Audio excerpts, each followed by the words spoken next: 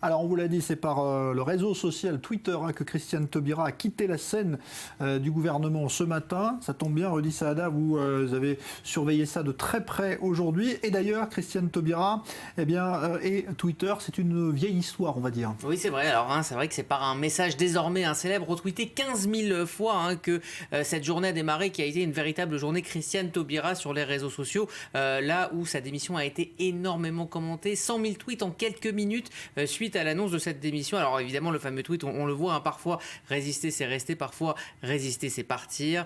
On l'a vu, on l'a beaucoup commenté. Alors c'est un tweet taubiresque en fait, si j'ose dire, tellement le réseau social a été en 3 ans sa tribune favorite. Alors pour commenter, pour se défendre, aussi pour attaquer, contre-attaquer, le tout avec des envolées lyriques dont elle a le secret, quitte à parfois citer Bob Marley en anglais dans le texte. C'était en novembre 2014, à l'époque des jugements sur les meurtres de Michael Brown et de Trayvon Martin. Elle avait cité cette phrase: Kill them before they grow, tuez-les avant qu'ils ne grandissent. Alors ce goût pour Twitter ne semble pas se calmer ces dernières heures, car après ce fameux tweet dit de démission, une dizaine d'autres ont suivi dans la journée.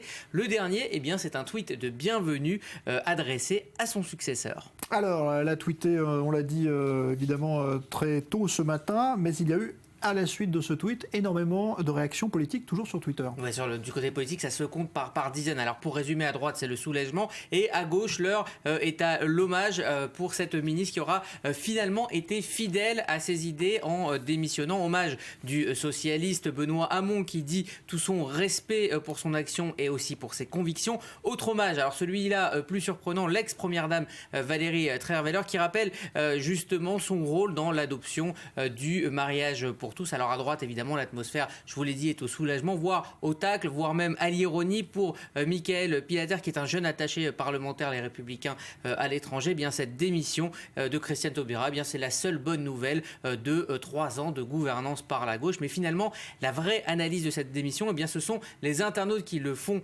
en particulier Carlos, pour qui la gauche perd son charme et devient une petite droite triste. Alors pour Tania, avec le départ de Christiane Taubira, l'embrayage de la voiture de Manuel Valls devient officiellement l'élément le plus à gauche du gouvernement. Et puis pour Darjeeling, la droite perd son bouc émissaire, la gauche perd tout court. Alors il y a une effervescence également à droite de la droite, avec cette initiative notamment de la Manif pour tous. Oui, c'est ce qu'on appelle un événement Facebook, qui pour l'instant a quand même 5000 participants, ce qui n'est pas rien. Le pot de départ de Christiane Taubira, organisé dimanche à 11h, place Vendôme, devant le ministère de la Justice. Alors on le sait, on sait l'animosité qu'a ce mouvement envers l'ancienne garde des Sceaux, et ça se confirme.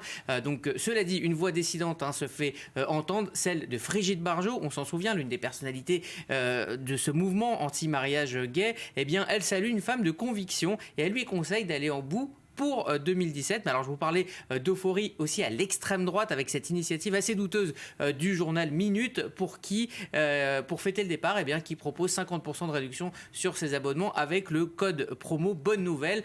Voilà, c'est très bon goût, mais on n'entendait pas moins de la part du journal Minute.